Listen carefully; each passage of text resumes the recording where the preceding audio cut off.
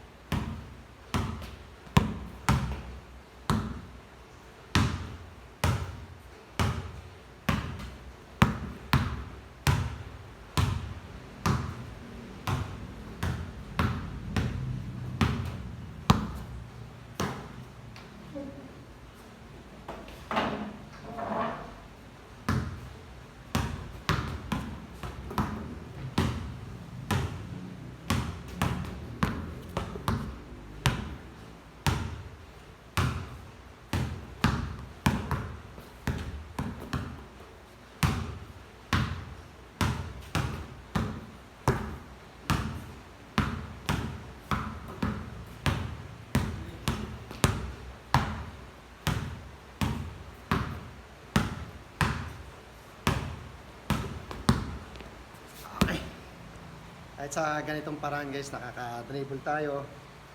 At least na titrain pa rin natin yung pag-dribbling natin. Kasi sa mga gat-ugat natin na i-stack na ano pa natin kung paano. Nakaka-ano tayo. Na-exercise natin. Yan mo. Ito pa lang, ang tagal na natin walang laro. Tulad nyan. Dribble pa lang. Nakakahingal. Ihirap talaga pag ikaw ay na-stack sa laro na matagal na hindi ka naglalaro. Ito pa lang ang ginagawa mo, nag-dribbling ka pa lang, wala kayong kalaban. Napapagod ka na. Kaya ibig sabihin, pag iniisip mo na may kalaban ka, yun ang maramdaman mo na papagod ka talaga. So, next, grabe, napagod na kagad. Okay, bye.